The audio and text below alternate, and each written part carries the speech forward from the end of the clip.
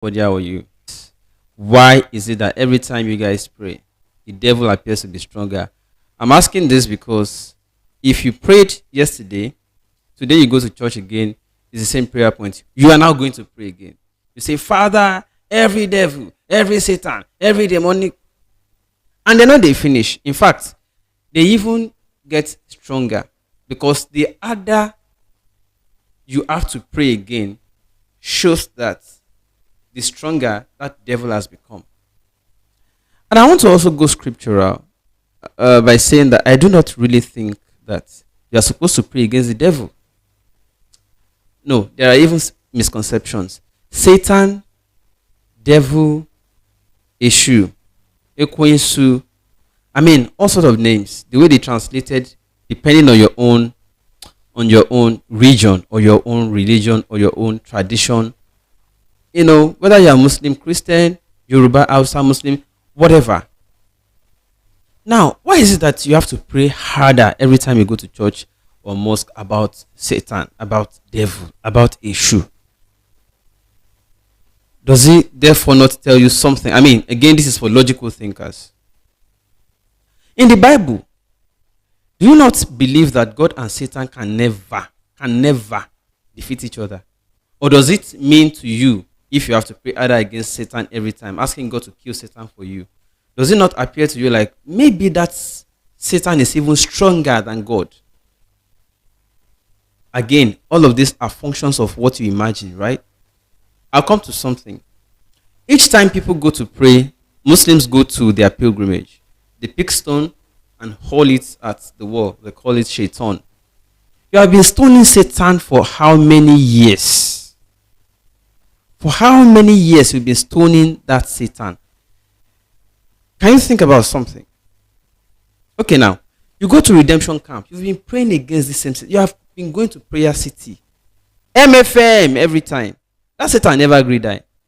Instead, it looks like the God of Islam plus the God of the Christians plus the God of all of these people who are praying against Satan. They are too tiny for the devil to even they are too small to capture that devil. Apparently, that Satan is stronger than all your gods, whether Christian God or Muslim gods put together. And it reminds me that even in the Bible, did you notice that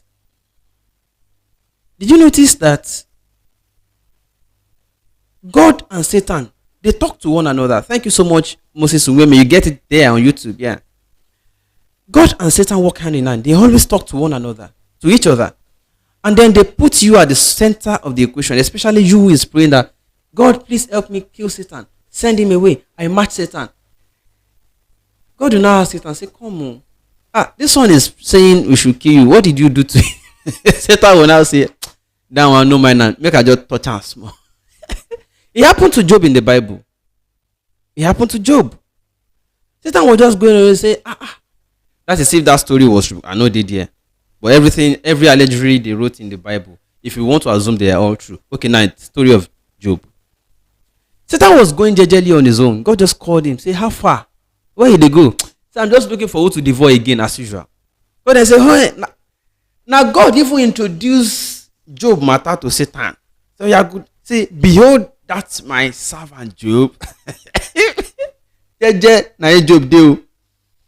Job was not even praying God kill Satan or anything.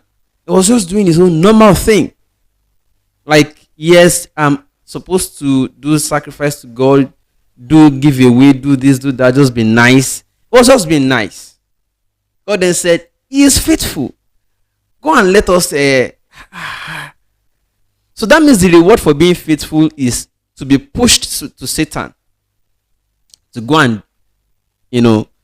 now again, there's a concept of who is a person of God and the other people who have to die as a matter of collateral damage in the Bible. God said, I give you everything to touch, but not his life. Not his soul. Okay, now. If you kill all the children, kill the wife. Who are those ones you have killed? Are they animals?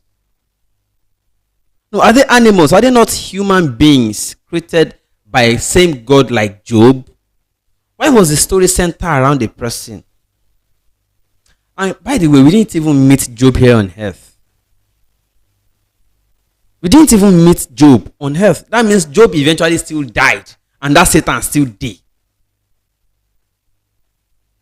We didn't even meet Job, and we are still praying against the same Satan. For logical thinkers, does it not appear to us that, finally, that, come on, people like God and Satan, they play Ludo, and now you be the dice. Somehow. So, why not leave God and Satan matter alone? Because at the end of the day, if you finish them, now Hona go still die. God and Satan will continue their game. So, God forbid, you now die finish, no can still make heaven. Satan will come say, yeah, come here. You say, me God, you say you match me, match am. Satan don't forgot. You say me forgot, you match me that time, Abi, come here. Your own punishment. This side first. You understand? You can't do anything about it. You met it that way. God and Satan always work hand in hand. They are collaborators. It's just like night and day. You now say, oh, I hate darkness. I want light. You now enter into the dark at night and say, darkness, I command you. I decree, darkness, get out. Darkness, give way. Let there be light. Let there be my brother, my sister.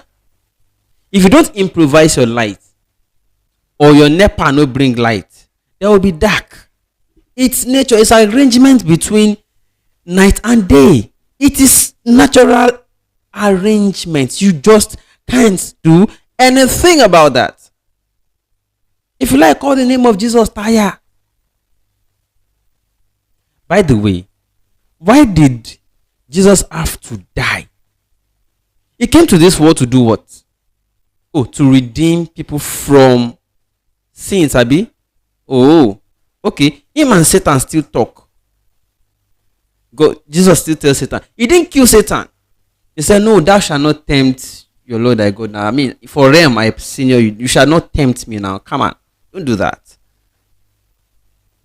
I said, okay. Oh yeah, I give you this one again. Jesus said, I rebuke you. Then they realm.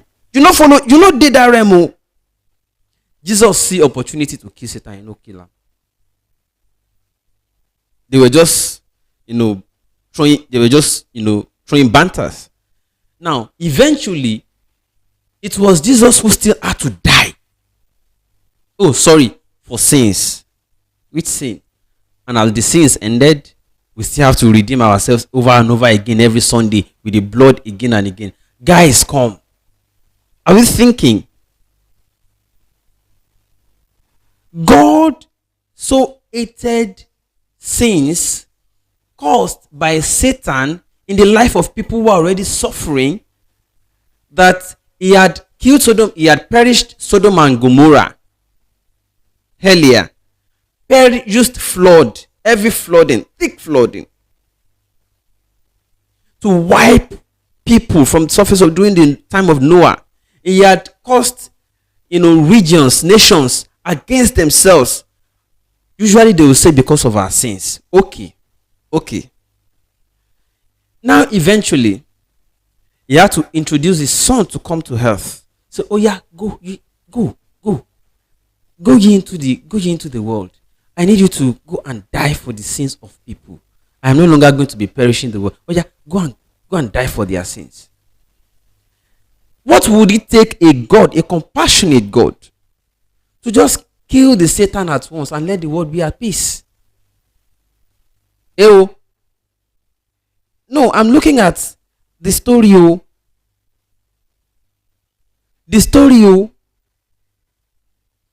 Now, if God and Satan get issue, God controls Satan down to earth to come and be tormenting innocent people. We no follow day when Satan and God get disagreement.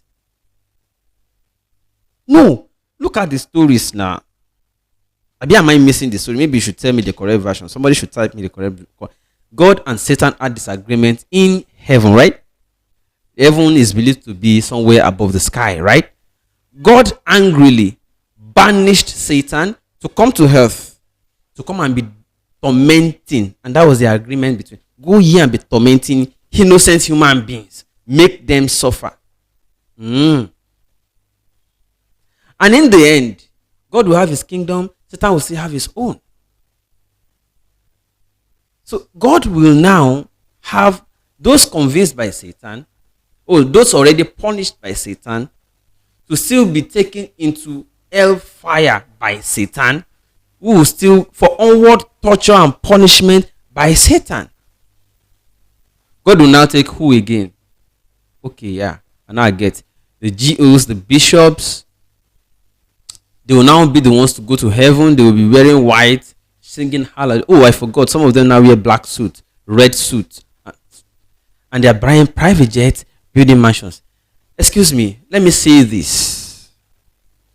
Why is it that at the end of every fire, Satan die, the pastor will now move? Another pastor, like this one wearing white, I'll play a video for you now, will now come while you are still closing, your eyes are still closed, you are sweating, fire, Jesus, take charge, Holy Ghost, yeah, devil, die in my life, die in my family, die. So torobobo, shakalabayadada, pakwada, zebrodaya. By the time you are done with all of that, somebody else, that one will lead you for that fire session. Don't come out. Another one don't day waiting for you. Now say, for in Jesus' mighty name we have prayed. Brethren, give the Lord a clapping hand. Give the Lord a clapping offering. Now, look to your neighbor and say, congratulations, the storm is over. They didn't tell you last Sunday. They didn't tell you the special program when I do 2 weeks ago. They didn't tell you the same thing. No. Now the storm is over immediately. And guess what they're about to tell you? Hear me. Never marry a lady who don't pay tithe. She will bring a curse into your life. Never marry a man who don't pay tithe. He will bring the curse of the law into your life, because the two shall become one. Let me tell you something. Any Christian who doesn't tithe will never see heaven. It's not possible. You can't. Write it down. Those who get angry with tithing never come out of tightness. You can't enjoy abundance if you're angry with tithing. Tithing is your major access to financial fortune.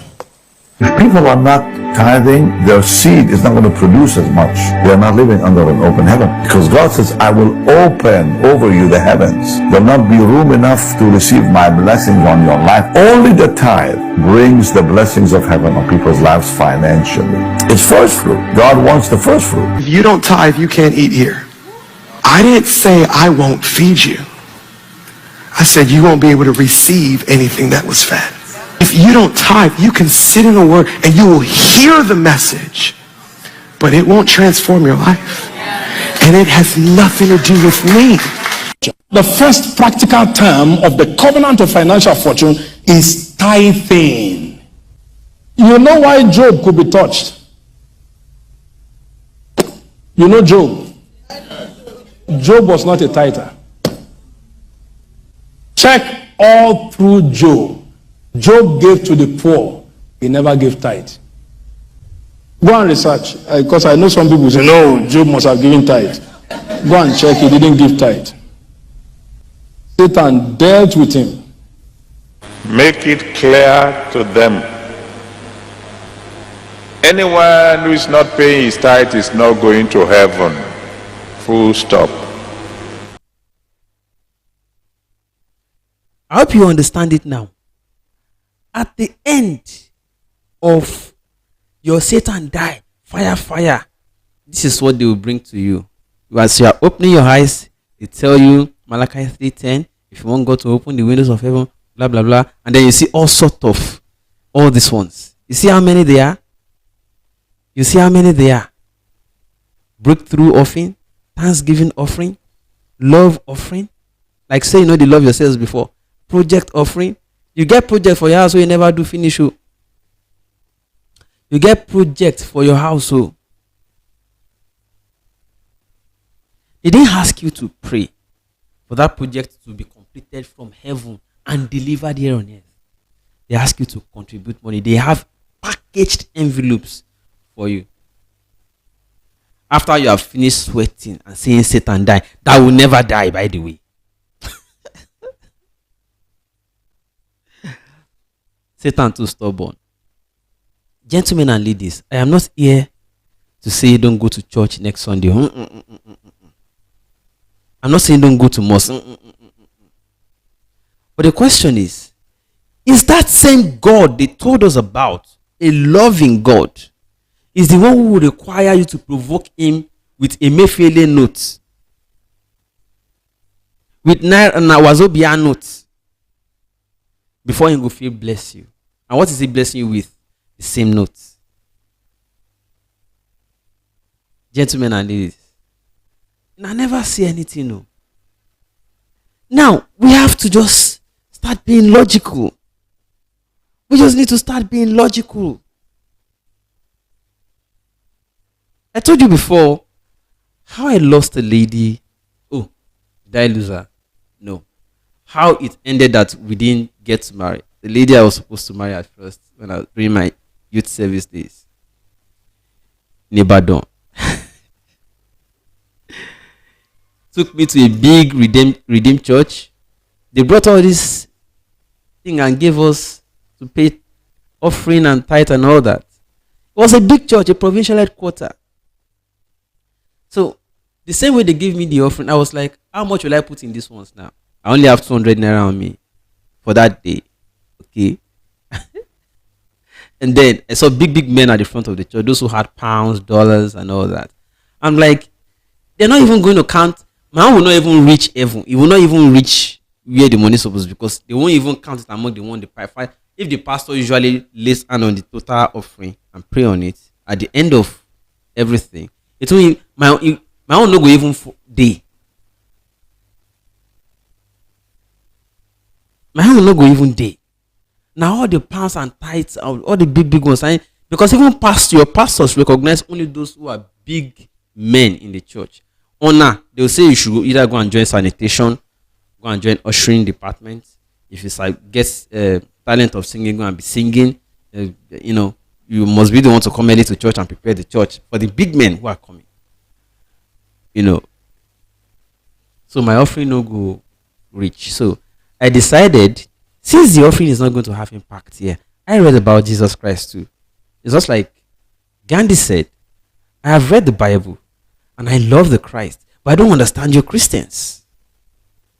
So I decided to keep my 200 naira. After close of service for the day, I noticed that she wasn't behaving well anymore. We got in the car, we were driving. By the time we got under the bridge at Molete, I pulled up. I saw some beggars. Decided to give my 200 naira, share it among them. Then she fled. She became angry. So you mean you have money in your pocket? I said, of course I have. But it's just so small, because that is a provincial headquarters. They won't even feel the impact of my 200 naira. So, and I know that these ones are hungry. She became angry. Oh, it doesn't matter. You should still give God. I said, but God did not come down to say he wants my money. It was your pastor that was demanding it. And I said that he has enough already. He said, no, that is not the way. It's the principle of tithing, the principle of clinical. You are using this covenant. Excuse me. I read that where Jesus said, when they ask Jesus, how can we give to you? He said, when you see the needy and you give them, you have given to me.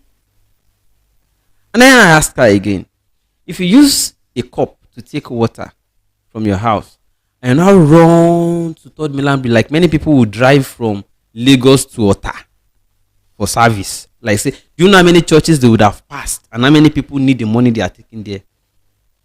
But they don't care, right? I care. Now, if I take that cup of water, run to Third Milan Bridge and pour it in the lagoon, will it have any impact? She said, of course, that's a lagoon. It's plenty of water already. I said, okay. But if I use that cup of water to give somebody who is thirsty, do you know I may be saving that person's life? That moment. That's a lifeline. So my 200 naira is a lifeline. She became angry. And that was how she started to, and I think she went to tell the pastor about me, blah blah blah. So me, I just felt like, well, it's okay. If you will not marry because of this one, it's fine. I don't want a wife whose life will be controlled by a pastor. I don't want. That was how we left it there. Gentlemen and ladies, they have so brainwashed our people so much that if the pastor doesn't say it, they don't believe it. Like I'm saying it right now. They say, oh, who is he? He's not a child of God. Oh yeah. Their definition of child of God is who wears suits, preaches on the altar, on the pulpit, has a church, or works under one or two. Okay. Goes to church every Sunday, contributes to. Sorry. God is not even a Christian in the first place. Even Jesus was not a Christian.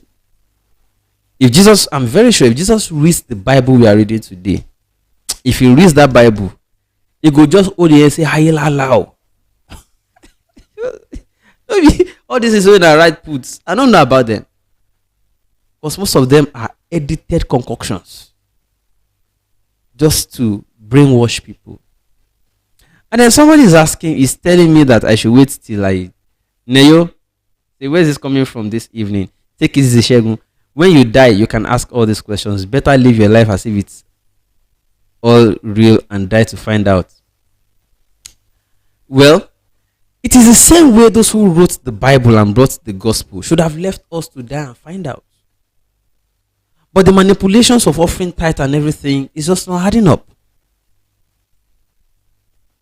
Such that at the end of the day, the only devil that has died in the lives of these pastors and bishops is poverty. And I put it to everybody that the only devil in their lives is also poverty. Or lack of innovative solutions. For instance, many people who have been abroad, is just an example, are no longer praying about many things they used to pray about in Nigeria. And that is the only devil you have.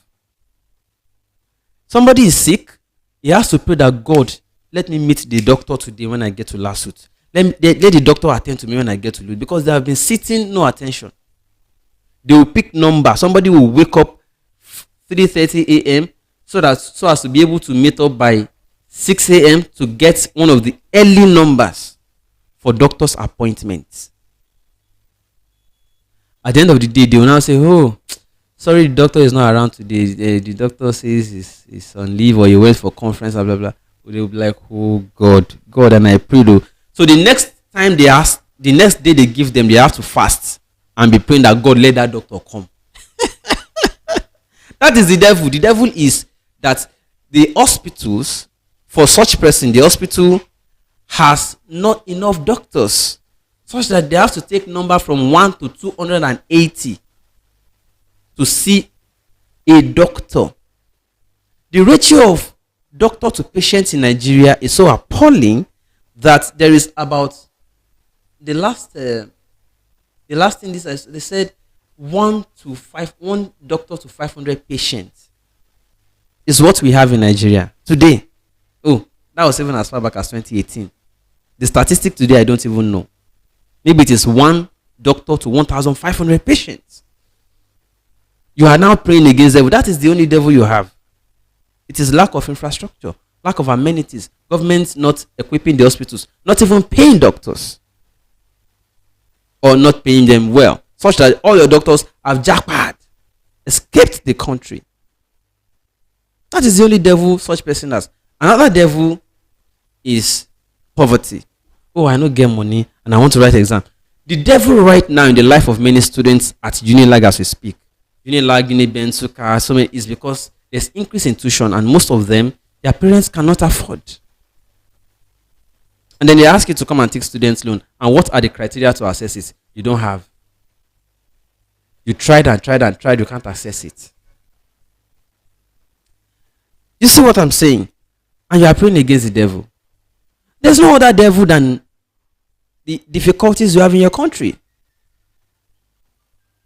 There's no other devil. The only devil we have is our country. That is it.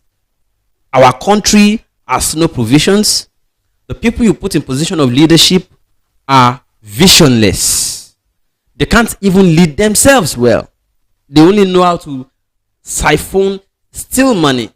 That's the only devil you have. So if somebody is now deceiving you in the church at the end of all your sweating and praying, it now turns out that this is what they are giving you to come and still pay your tanshi. They introduce the first one, breakthrough offering. You put money. They ask you to come and dance. They will now say, gospel singer. Give them danceable song. Yeah, this is that day, Lord. That's me. They introduce thanksgiving. As you are dancing, they give you thanksgiving offering. You pay into it. I will rejoice. As you finish that one person comes and gives you your quotable quote again, makes you say, make a joyful noise unto the Lord. After making that joyful noise unto the Lord, they introduce love offering. Towards the end, before we share the grace in fellowship, there is a project you want to participate in, kingdom project, the kingdom of the Lord shall blah blah blah blah blah, and then they introduce project offering. That is not without reminding you that no, if you don't pay your tithe, things will be tight for you. It's gonna be tight for you. How much is your salary? 33k minimum wage. Bag of rice, 95k. Gas, 1,600 per kg. Pepper, it don't cost. Everything don't cost. While you are shouting, they'll now say, come to that we need to pray. We need to pray more. This country is under the control of the devil. Nah, it's a lie. It is a complete lie. Gentlemen and ladies, we don't pray as much as China. We don't pray as much as India. We don't pray as much as Japan. We don't pray as much as America. So why is the devil not attacking those who are not praying like us? Why be saying that you where they pray? Now the devil come the strong pass. They attack more. The earlier we start using all of our energies to start facing our governments to do the right thing, the better for all of us. Gentlemen and ladies, Shikina.